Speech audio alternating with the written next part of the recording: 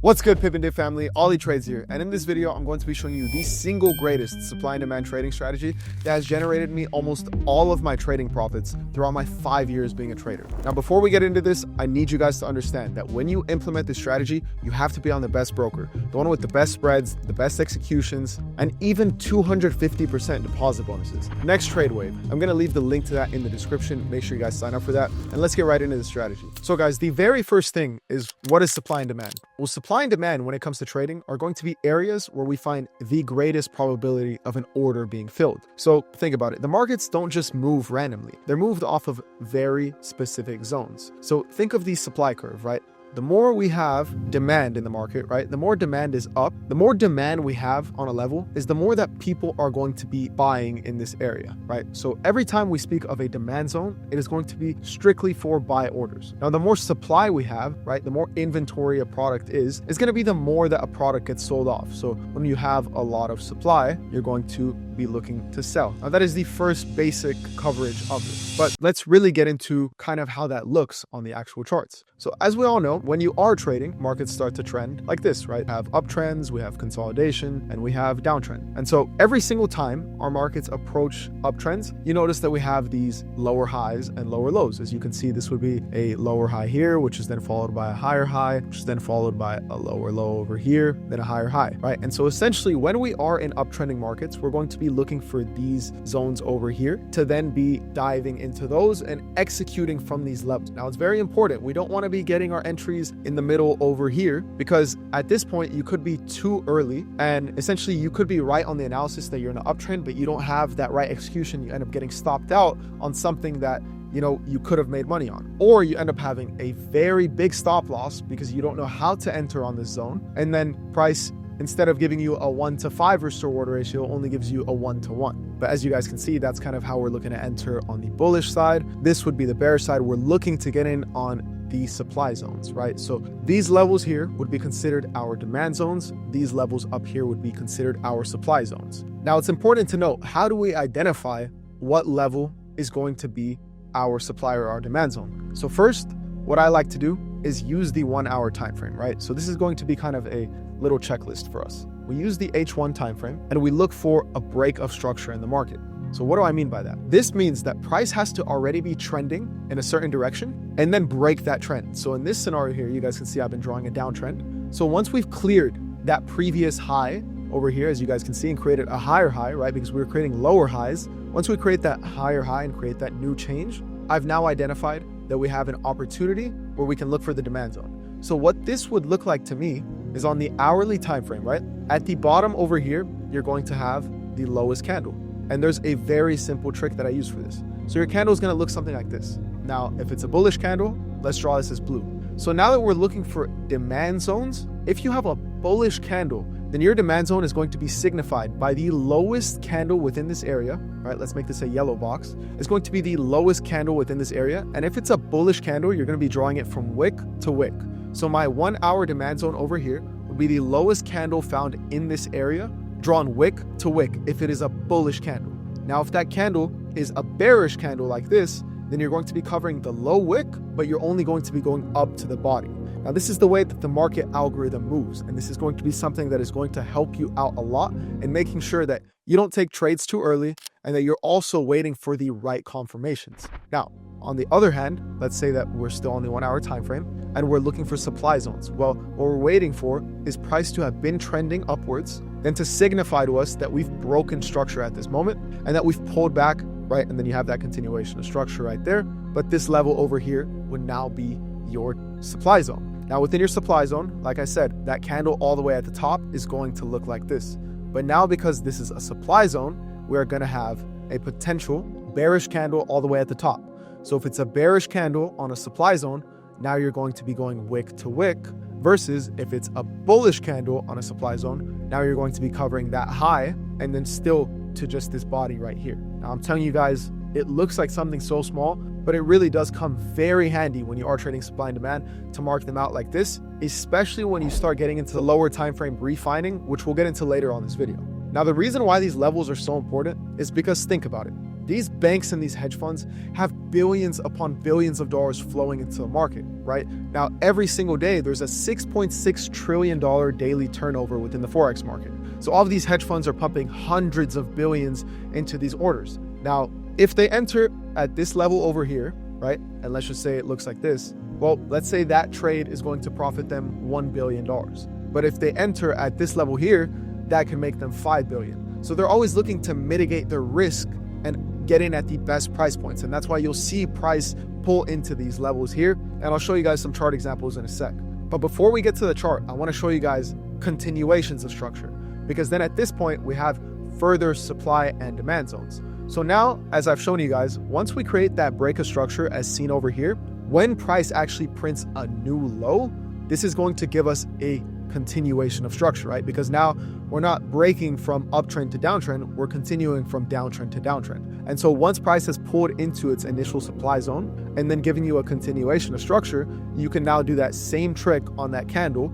And you're going to use that same thing where if it's a bearish candle on a bearish order, it's wick to wick, or if it's a bullish candle on a bearish order, it's going to be body to wick, and that's going to be your new supply zone. And you can just rinse and repeat this the more the market starts to continue its structure, and even when you get to refining, to find multiple scale-ins that can allow you to gain a lot of profits on these certain orders. Now, just to show you guys on the bullish aspect again, it would look like this, where price would then pull back and then continue its structure over here. And so at this point, we'd have a continuation of structure. And so this would have been our initial demand zone. And then now that we've continued structure, you would have your new demand zone, and you would see price most likely pull back into here and then push back up. So now let's jump into our actual first charting example of this. So here I've pulled up GBP USD, and I'm going to be doing a top-down analysis with the supply and demand from the daily standpoint, right? So first, here's an obvious area where we can see price was trending downwards, right? So here you guys can see price is trending downwards over here. It's creating lows, pulling back, creating new lows, pulling back, just overall moving very bearish, right? But as you guys can see over here on the daily time frame, we have price close under here, pull back up. And if I fast forward a little bit more, you guys can see you eventually get the break of structure upon that candle here. So from this moment on, we can select this candle right here to be our demand zone, right? Because remember, demand is going to be for buys. And since this is a bullish order, I'm going from wick to wick. I'm not doing anything else. Now from this moment, if I'm a swing trader, all I have to do is set a limit at the top of this right here, and then just watch to see how far price pushes up before it comes back down, right? So price pushes all the way up to this level here before it pulls back in. Now keep in mind, this isn't me refining anything. That's just me setting a new limit. Now the reason why my target would be that high is because I believe in trading known areas. Now what I mean by known areas is if price really is trending upwards, all that we know for a fact is that price is going to clear the previous high. I'm not here to predict how high it's going to go. I believe that that's unrealized gains that could potentially hurt you later on because you start chasing the unknown areas. Versus if you just chase that level that you know it's going to reach to, you can always catch a very good move, especially once you get into refinement. But as you guys can see here, all I'm doing is targeting that high, setting my TP up there. Price hangs around a little bit. You can see it's coming down. And now I want to show you guys how to actually refine from this moment on. So let's say I go to the 1 hour time frame, right? I'm going to try to find the lowest time frame that price is actually touching this demand zone on. So here I have an hour one demand zone over here. And so I just marked that out with that tool right there. And I can see that on the hour one, price breaks structure. So what I could do at this point is set my alerts at this level here, set a little buy limit at this level here with my lows covering that daily low. And since this is still a daily demand zone, I can still use that daily take profit. And you guys can see that would be a potential 1 to 5.86 risk to reward ratio right there. Now, another thing that you could do is once price breaks its structure, you could be getting in because now you're on a lower time frame, and that's going to be a more high risk trade or a more impulse entry. But since you've refined such a big demand zone, you could just be entering on the break of structure. So that would be at this candle over here. Once we broke right there, you could potentially hop into a buy at this level here. And as you guys can see, the reason why I'm pointing it all the way up there is because that's where the candle closed. And we always have to make sure that our breaks of structures are with candle closures, not with wicks. And I'll show you guys a couple examples about that just so you don't get confused. But you guys can see that takes us from a 1 to 1.17 risk to reward ratio to a 1 to 2.41. Now I haven't even seen if price touched the lower time frame order block, and that's what I'm going to check for now. So now I'm going down to my minute 30 and I'm just going to mark that right over here. And if I look right we did touch the minute 30 order block. And as you guys can see, price came in over here. And this is where I want you guys to really follow along with what I talked about in terms of price needing to close under. So if price is moving bearishly here, then I should be seeing price cleanly closing under each candle, right? So at this point here, we had a continuation of structure, and then we had another continuation of structure.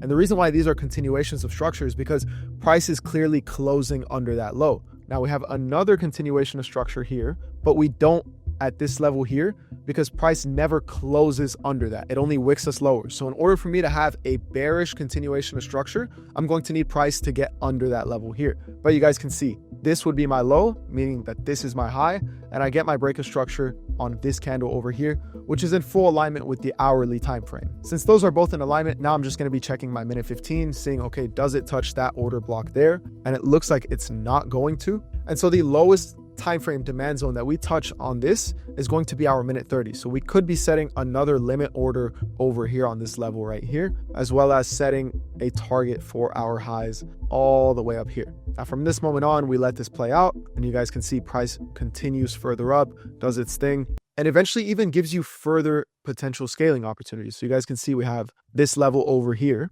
which could now become a new demand zone because you guys can see price cleared out our highs over here with a break of structure, not on this wick over here, but once we actually closed above that new wick right there, that's when we have that. And then you guys can see price actually perfectly taps into that. So had you set your limits on this level over here, and for me, just so you guys can understand, just because price didn't touch into that previous 1 hour order block, I would still be running either a bigger stop loss like this, or I would be waiting on a tighter confirmation. So I could run a bigger stop loss like this, target the highs, which is going to leave me with a 1 to 3.5, but I could also look to scale in on a smaller level by looking at the refined order blocks within this level. So that same thing we did over there on the previous levels, we can do in this candle over here. So now if I go down to my minute 15, right, you guys can see, okay, does it touch that minute 15 order block? Yes, it does, okay, and it comes up and it breaks structure. Let's see if it touches the minute 5. Now, if I refine this, it has to be wick to wick, and then I look right, does it touch that minute 5 order block? And it looks like it barely touches it and pushes out. Now, I know you guys have heard me say order block a couple times on this video, and that's because order blocks are essentially just levels of supply and demand. So you could say I have a bullish order block, or I have a demand zone, or I have a bearish order block and I have a supply zone. Now, this is a trick that I really want you guys to grasp, is if price only touches like this and wicks that level, I want to cover the whole zone. Had price come into this demand zone and closed in there, then broken structure, I would then be just using the tighter stop loss by covering the low of that actual candle right there. But since we've only wicked in and then we broke structure, I would now be looking to use this candle over here, target the lows right there, and then just getting in on the retracement. So you guys can see that right there. And once again, we're going to be looking to target these highs all the way up here. Now you guys can see that price has cleared this high over here and is continuing to move high. At this point, you could go stops to break even because you're already up on this order, a 1 to 11 risk to reward ratio.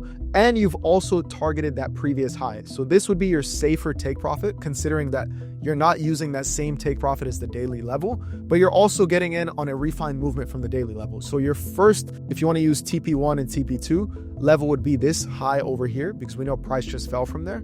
Or you could just be using that as a level to then move your stops to break even. I personally, up 1 to 9 risk to reward ratio, would most likely close out of this, but you guys could also look to target that daily high. The only thing that I would say is make sure you take partials and also move your stops to break even because you shouldn't be losing on that order. But as you guys can see, price eventually runs all the way up, and all of these orders, which we've been taking with minimal risk, have hit. So we had a potential entry over here, the super conservative entry. I'm just getting in off the daily break of structure, right? And that one would land you a 1 to 1.17 risk to reward ratio. Then you have this one, which was a 1 to 1.556. And I believe that that was one of the order blocks that didn't get tapped into. Then you had a 1 to 2.41, which is when you had that break of structure entering more impulse. Then you had the 1 to 1.58. And you also had this 1 to 21, which just shows you that by following that supply and demand, it might not give you the craziest risk to reward every single setup, but by following this, you're going to be gaining at least a 1 to 3 risk to reward reward ratio on most of your setups, right? So as you guys can see, if you're trading the daily time frame with no refinements, it's very unlikely that you reach that. But by even just the slightest refining, you should be getting at least 1 to 3 risk to reward ratios. And then eventually you're going to get that 1 to 10, 1 to 20. And that's what's really going to help you scale your accounts up. And just to give a quick recap, I've already done these diagrams for you guys. And I'm going to walk you through them very briefly. So as you guys can see here, this would be an example of a bullish break of structure, then creating our demand zone, right? So price would be in this downtrend over here, as you can see there, and then breaking above that high, then creating that demand zone. Here would be the bearish example where price would be in an uptrend over here, breaking that low, and then creating that supply zone, right? So then we keep going, and you guys are going to see this is that cheat sheet towards our rules for marking up that demand zone. So if it's a demand zone and your candle is bullish, right, that lowest candle, if it's bullish, it's going to be wick to wick for your entry, just like this. If it's a bearish candle, it's going to be body to wick, right? So we're going to cover the low wick because we're buying and we want to make sure that price doesn't come into this low, still respect the zone, but stop us out by us going to the body over here. So you always want to cover the low. The second that low is gone, that analysis is invalid. I don't care if price completely reverses. That to me was invalid and a rightful loss. Now, here is our supply zone rules. If the candle is bullish on the supply zone, you're going to cover the high wick because we're covering the highs since now we're selling all the way to the body. Or if the candle is bearish, we're going wick to wick. So screenshot these, make sure you guys use these to your advantage and always keep these in mind when you're actually trading. And then just to show you guys once again, here would be example, right? Price is trending downwards over here, then it breaks its structure by creating that high, and then it creates that continuation of structure, right? And then here price would be trending upwards, it breaks its structure, and then now it continues its structure when it moves in that same direction. Now if price were to, let's say, come back over here, now that would be considered another break of structure because we've broken out of the current structure. So by structure, I mean uptrend or downtrend. So as long as price is printing lower lows and lower highs, that's continuing the downtrend, right? So this would mean that we continued it. But let's say that price is now creating higher highs and higher lows. Now we've broken that structure and now we're moving to uptrending markets. So now let's transition to a supply zone chart example so you guys can really dial this in. So here you guys can see USD/CHF, and as always, I've started on the daily time frame. Now you guys can see price was heavily trending upwards, but towards this area here, it's very, very evident that not on this candle here, because you guys can see that candle doesn't close under that wick. So now I need to see it close under this wick. I consider it like pushing your low. So now once we've closed under this wick, I've considered it as we have a break of structure and I'm able to draw it from wick to wick over here. Now, the most important thing is just staying patient. And I know this is a daily time frame, but guys, this works on every single time frame. It just works the strongest when you work your way up from a higher time frame to a lower. So I'm showing everyone from swing trading to scalping. So let's just say I was a swing trader. I'd already be able to set those limits at this level here and target the lows, right? So I could have been in on this move over here, targeting these lows. And that right there alone is a crazy risk to reward ratio. That's already a 1 to 8. And we would be tapped in. Obviously, we don't know what's going to happen yet. But from this point on, I want to go down on my timeframes and see what's the lowest time frame order block that we're actually going to touch on. So that way I could find an even more refined entry. So here I'm on the hour 1. And I'm just going to mark up this order block over here. I'm going to go to the hour 4. And guys, if you have 2 order blocks, which are the same exact time frame, my rule of thumb is always go with the higher time frame of the 2. So let's say that the hour 1 and the hour 4 are the same. If it touches, I'm going to be using the hour 4. You guys can see that's not the case here. My hour 4 time frame supply zone would be this level over here. And then I'm just going to go down to my minute 30, my minute 15, and really see what we can refine this to. So this is my minute 30 over here, my minute 15. And then finally, we're going to go to the minute 5 order block. And so as you guys can actually see, this minute 5 supply zone is the same as the minute 15. So if it actually does touch onto that one, I will be looking for minute 15 breaks of structure to give me that confirmation. So now on these lower time frames, we're just going to see slowly and try to identify which one it's going to play off of. So as you guys can see, we've touched on the hour 4 supply zone. So at this point, what I would need to see is a structure break all the way down here. for me to then look to get a refined entry, or maybe price pulls back even higher and we get something better. So here you guys can see price touched on the minute 30.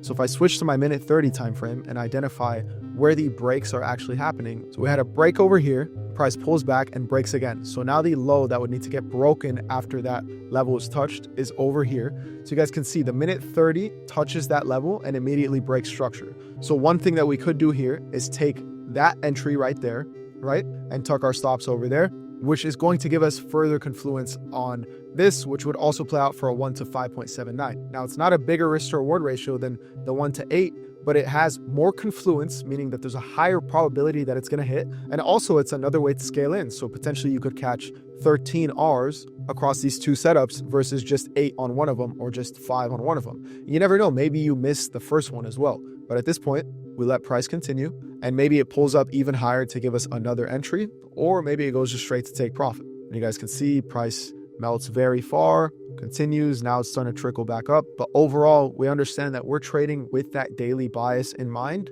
So it doesn't really make sense for us to look to do anything else, right? It doesn't look to like, why would I cut my profit short if I have the biggest probability supply zone to help me out in this fashion? And then you guys can see both of those trades hit right there. And it's just a super simple strategy. And so just to give you guys kind of like that little bit of a cheat sheet, this is exactly the strategy checklist. 1, start on your daily time frame. 2, find the break of structure. 3, set limits at this level, right? We want to get in on that daily supply or demand zone. Then 4, mark up all the refined levels, the H4, the H1, the minute 30, the minute 15, and the minute 5. And then from that level, target your previous lows or highs for your TP, right? Like I said, guys, for example, if we are in an uptrend, we're not looking to set our take profit super high, right? Like if I'm entering right over here, I'm not looking to try to take profits all the way over here. I'm just looking to take it to that level that confirms I'm in an uptrend, which would be this level here. I don't care if it shoots all the way up here. I'm just looking to target that level, right? Same thing for a downtrend. If I'm in a downtrend, I'm not looking to take price all the way down here. All I want to do is just clear that level there, because that's how I'm going to have the most consistency in my trading. So set your target levels to the lows or the highs and nothing further. And then the optional set would be find the refined supply and demand levels, wait for the confirmation with the break of structure at these levels, and then enter and set your lows and highs as the TP. So that is going to be the full guide on the ultimate supply and demand strategy. If you guys enjoyed and learned something, make sure to share this with a friend, like, comment, and subscribe, and make sure to join the free Discord. I'm going to leave the link in the description. I'll see y'all there.